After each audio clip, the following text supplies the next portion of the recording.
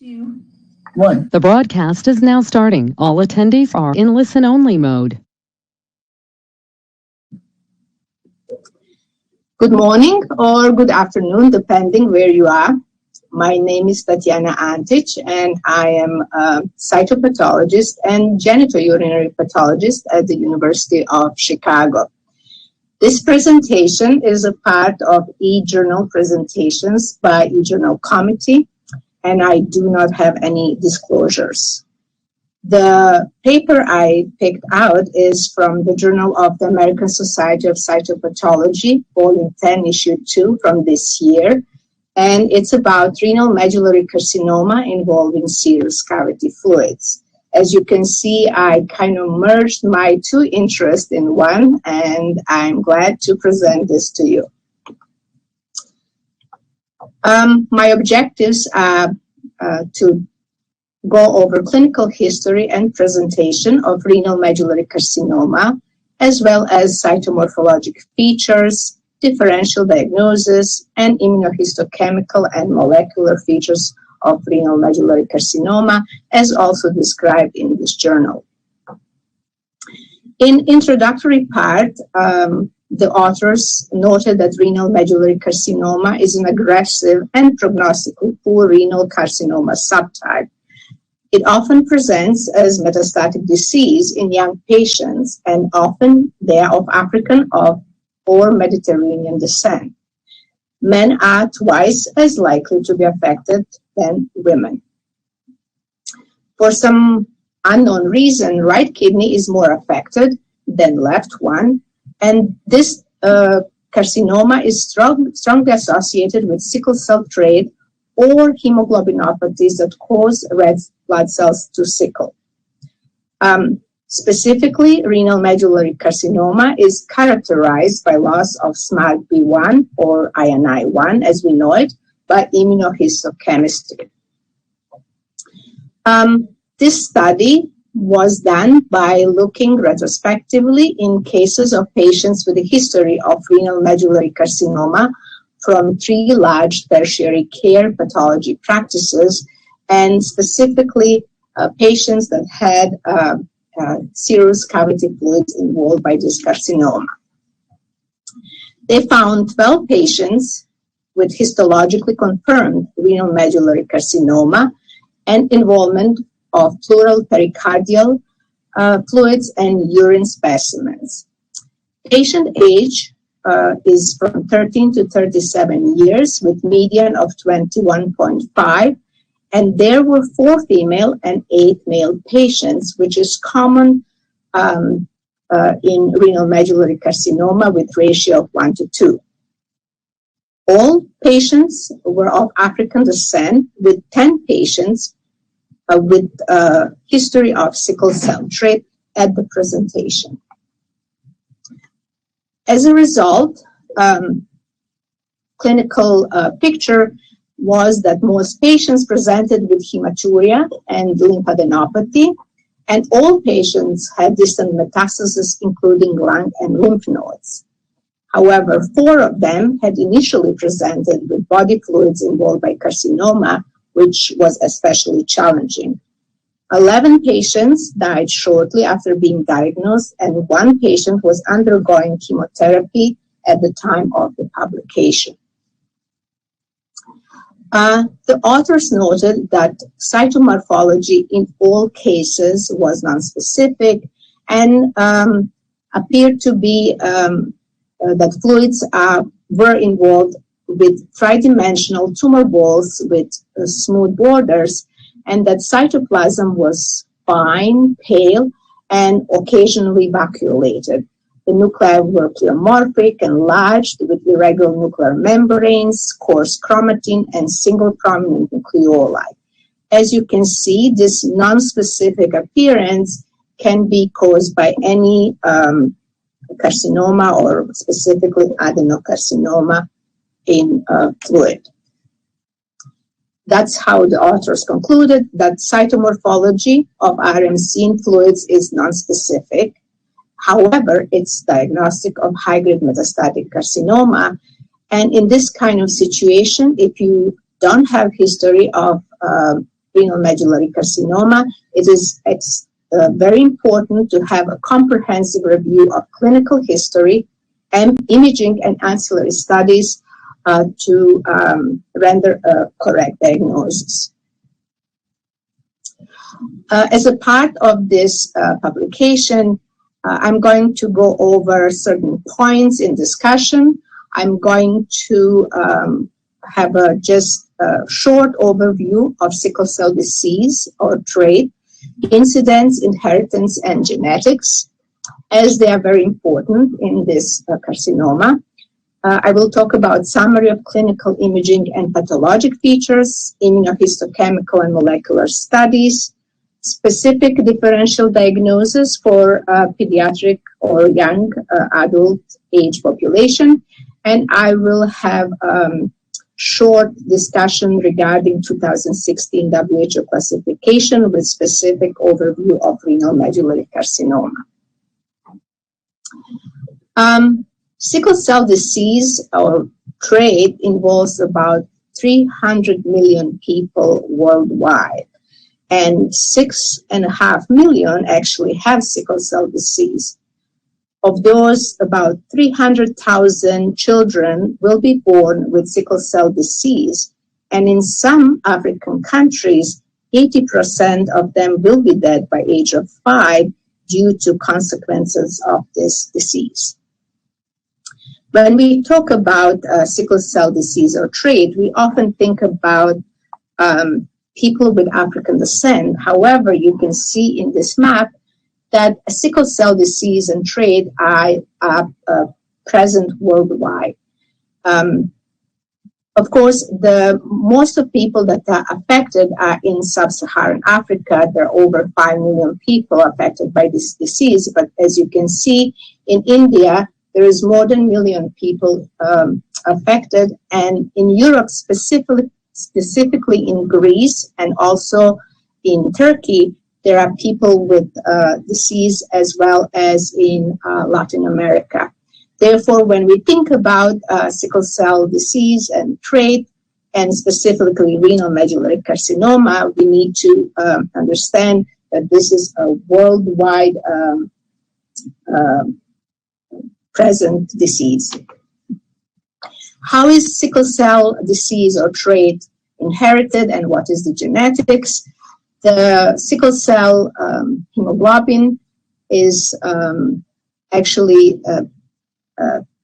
hemoglobin that comes from mutation in the normal DNA of hemoglobin beta. And in this case, glutamine is replaced by valine. This mutation causes red blood cells to sickle, and this is autosomal recessive inheritance disease, where if the parents have sickle cell trait, half of their kids can have trait and 25% of them will have sickle cell disease. To remember that, as I previously mentioned, there are lots of people with sickle cell trait, and 1 in about 20,000 of people with sickle cell trait will develop renal medullary carcinoma. This is a summary of clinical imaging and pathologic features. Again, just to remind everyone, this is a disease, this is a cancer of younger patient age with sickle cell trait or any other hemoglobinopathies where the red blood cells are sickling. The symptoms are usually hematuria and flank pain. However, if they have metastatic disease, any symptoms caused by that spread can be first symptoms. For example, metastatic lesion in lung can cause shortness of breath, cough. Very often this is unrecognized, and patients, because they are young and the cancer is not suspected, they are usually diagnosed as some kind of pneumonia and treated with antibiotics, which can postpone the correct diagnosis or treatment. As I previously mentioned, right side kidney is more commonly affected than left side, and average size of these tumors is 7 centimeters, with numerous satellite lesions that actually represent vascular invasion. and necrosis is also very common in these tumors. On imaging, most of the tumors are located in the medulla, but they can extend into cortex, and they are very often ill-defined and sometimes very hard to recognize. The histology of renal medullary carcinoma varies, and they can present as a solid sheets of cells with cells having abundant eosinophilic cytoplasm, large nuclei with prominent nucleoli in a background of significant marked inflammatory infiltrate. Or they can present as tubular papillary or cribriform, or even some people describe them as adenoid cystic-like, and very often they cause desmoplastic stromal reaction. In fluids, as I previously described, or actually paper previously described, the findings are not specific. They very often are similar to other high-grade carcinomas or adenocarcinomas with the tridimensional groups, large nuclei, prominent nucleoli, fine cytoplasm, sometimes vacuolated, and in a background of just some inflammatory cells and mesothelial cells, therefore very non-specific. By immunohistochemistry, renal medullary carcinoma is positive for PAX8, and in here you can see loss of INI expression. You can also see internal control, which are probably inflammatory cells or endothelial cells. And very interestingly, this tumor expresses OCT3/4, which we often think of as a germ cell marker. Now, this can become a problem if you have a young person coming with, let's say, supraclavicular lymph node, and we think, okay, in this young patient, we often think about germ cell tumors, and if we order OCT3/4 on its own, that might be misleading. Therefore, just keep in mind that OCT3/4 is expressed in renal medullary carcinoma. SMARCB1 is a ubiquitously expressed nuclear protein, and it's encoded by SMARCB1 gene. The SMARCB1 gene is located on a long arm of chromosome 22 at the location 11.2.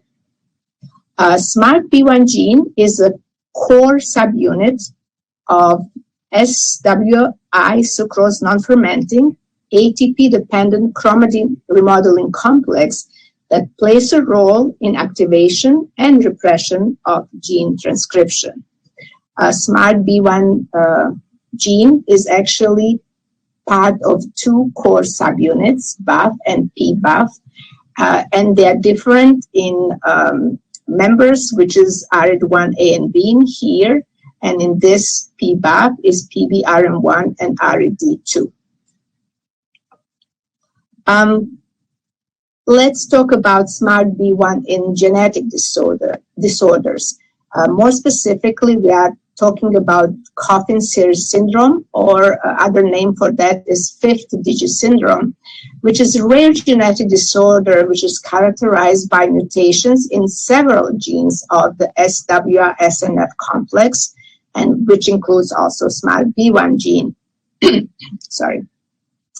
Patients have developmental delay, coarse facial features, hypertrichosis, and as the name said, they have hypoplastic or absent fifth finger or toenails and agenesis of corpus callosum. Interestingly, these patients are they don't have increased risk for SMARCB1 related tumors. Going back now to renal medullary carcinoma, mutational and chromosomal copy number landscape. This is a recent paper from 2020 where 38 cases of renal medullary carcinoma were studied. And as you can see in the upper portion, there's some clinical information, some additional studies. And in the lower portion, you can see commonly mutated genes in renal cell carcinomas. And the middle portion actually involves, talks about SMARCB1 gene on allele 1 and allele 2. And you can see that renal medullary carcinoma commonly has large deletion. Actually, more than half of the cases have deletion in one allele of SMARCB1 gene, accompanied by inactivation translocations in less than half of it. This is the most common mechanism of inactivating SMARCB1 gene, which then does not produce a protein that is then detected by loss of I&I immunohistochemistry. As you can see, the renal medullary carcinoma has very low mutational burden and actually does not have any gene mutations shared with other renal cell tumors, except in these two cases where SETD2-1 was mutated. Again, renal medullary carcinoma has very low mutational profile burden, and compared to, let's say, clear cell renal cell carcinoma, chromophobe renal cell carcinoma, or papillary renal cell carcinoma. However, the hallmark of renal medullary carcinoma is that there are numerous focal copy number alteration in renal medullary carcinoma in numerous chromosomes. As you can see, these are all deletions and these are amplifications in renal medullary carcinoma. Most notably, there is a frequent amplification of chromosome 8 where MYC gene is located. Transcriptomic signature of RMC compared to other renal malignancies. When we are thinking about maybe a slightly older patient population, we think about obviously collecting duct carcinoma and upper tract urothelial carcinoma. In this heat map, you can see that renal medullary carcinoma maps together with collecting duct rather than urothelial carcinoma, which has very different expression profile. At the same time, other tumor in a kidney that has loss of I&I in a very young patient population is malignant rhabdoid tumor. As you can see, the profile of malignant rhabdoid tumor in the kidney is totally different than the rest of renal cell malignancies. And specifically in here, you see renal medullary carcinoma and collecting duct, again, clustering together. When they compared collecting duct, renal medullary carcinoma, malignant rhabdoid tumor, and other renal cell carcinomas related to the origin of the kidney tubules and collecting ducts, they found that when comparing to the normal parts of this system, the renal medullary carcinoma and collecting duct are actually clustering with the normal collecting duct expression, and PRCC and clear cell RCC are more proximal tubules. However, malignant rhabdoid tumor does not cluster with any of those. Therefore, the real origin of malignant rhabdoid tumor in the kidney is still not clear. In summary, the hallmarks of renal medullary carcinoma are, of course, chromosome 22 monosomy or deletion of one allele of chromosome 22, together with inactivating translocations, chromosome 8q gain, which I mentioned, with amplification of MYC gene, and of course, recurrent focal copy number alterations in numerous chromosomes.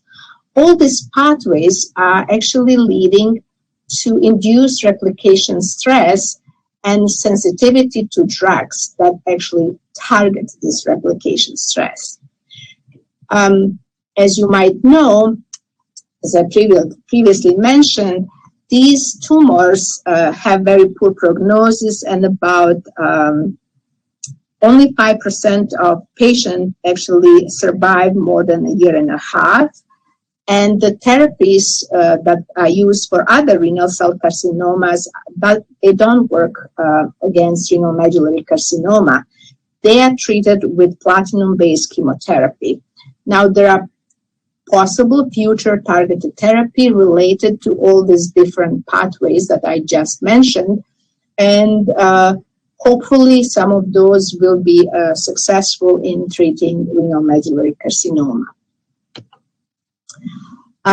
Now, since I'm going to mention a few differential diagnoses, especially in young patient population, I have to mention this INI deficient neoplasias. This was a review article from 2014 that has a long list of INI deficient neoplasias. As you can see, some of them, such as malignant rhabdoid tumors, renal medullary carcinoma, and epithelioid sarcoma, especially proximal type, have similar morphology, and they are all affecting young adults. There are others, such as myoepithelial carcinoma, that also is affecting children, and up to 50% of this myoepithelial soft tissue carcinomas have loss of INI. As you can see, there are others, carcinomas of GI tract, sinonasal carcinomas, that also have loss of INI-1. Interestingly, when I was preparing for this presentation, I went to see what else is out there, and there's lots of new papers published on this topic, and if you have any interest to read more, please do so, but I can tell you the list is getting bigger and bigger every day. The most important differential in pediatric patients or younger patient population are actually malignant rhabdoid tumors. When we talk about malignant rhabdoid tumors, we're talking about tumors that affect central nervous system, which we call teratoid rhabdoid tumor. And of course, we are talking about renal and extrarenal malignant rhabdoid tumors that can affect either soft tissue or some organs. Now, if the patient has multifocal disease affecting central nervous system and outside of central nervous system, about 20 to 30% of these malignant rhabdoid tumors have germline mutation. If the patient affected by this also has siblings affected by these tumors, we are talking about rhabdoid tumor predisposing syndrome 1. Specifically, renal malignant rhabdoid tumor is a lethal neoplasm of young children, and the mean age is 1 year. However, up to 80% are diagnosed in the first 2 years of life. Now, talking about renal malignant rhabdoid tumor, if you look at the WHO, they noted that if you are diagnosing malignant rhabdoid tumor in the age over 5, you are usually dealing in that situation with renal medullary carcinoma rather than renal malignant rhabdoid tumor. They are discovered in advanced stage, and their histology usually shows sheets of cells that have somewhat rhabdoid morphology. You can see this hyaline intracytoplasmic inclusion that often stains with cytokeratin and vimentin and gives the cells rhabdoid appearance. The nuclei enlarge with vesicular chromatin and prominent nucleoli, and you can readily see numerous mitotic figures. This tumor specifically was extensively necrotic.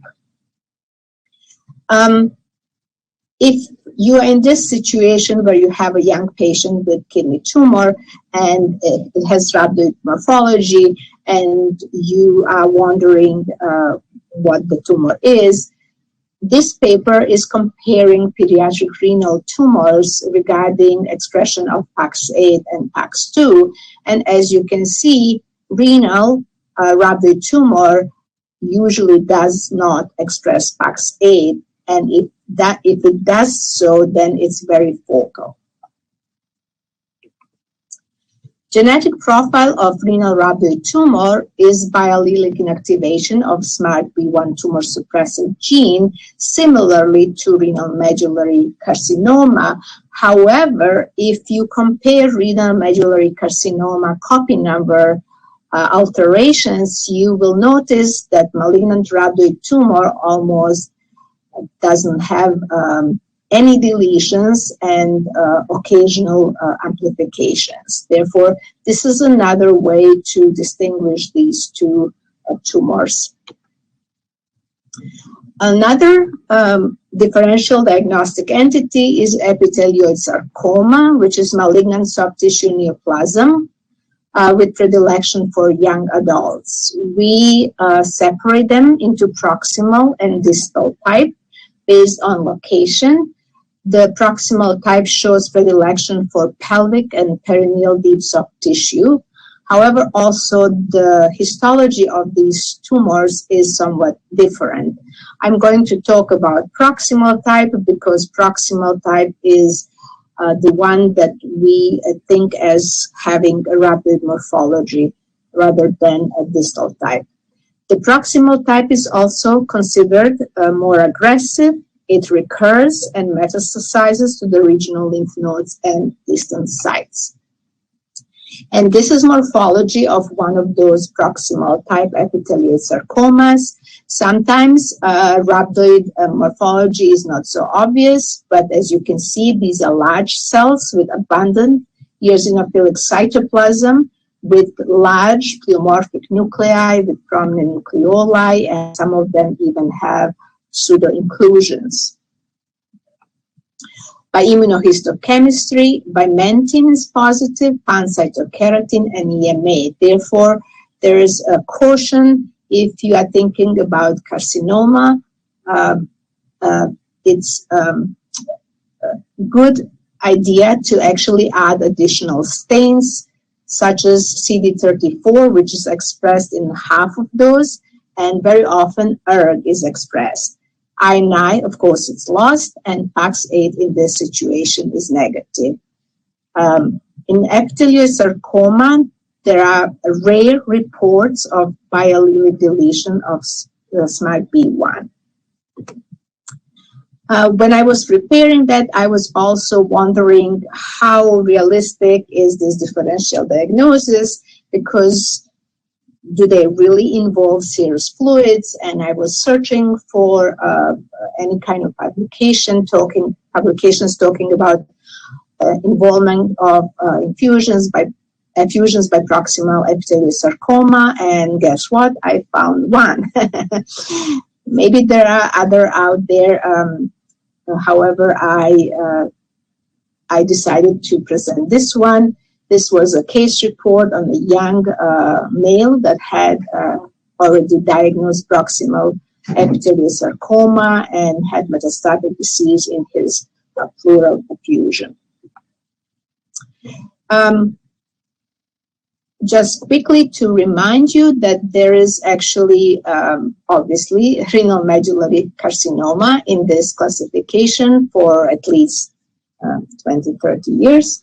However, now we know that there are similar cancers in patients with no hemoglobinopathies.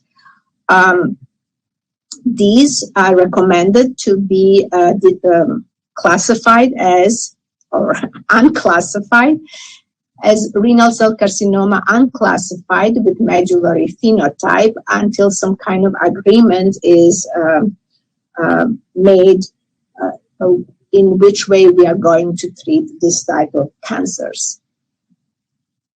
Additionally, I would like to introduce this new renal cell carcinoma. And this is a renal cell carcinoma also in pediatric patients with sickle cell trait. Therefore, just to have another perspective of what is out there in these young patients with sickle cell trait. This was a paper from 2011 describing a case of a 6-year-old African-American boy that had renal carcinoma. This is histologic appearance, as you can see, of this carcinoma, very eosinophilic. It's located partly in medulla, partly in cortex. And in this situation, because this patient has sickle cell trait, this carcinoma was called ALK rearranged because they found ALK rearrangement. Interestingly, they call it renal medullary carcinoma, and in materials and methods, they mentioned that they did INI1, but it's not reported.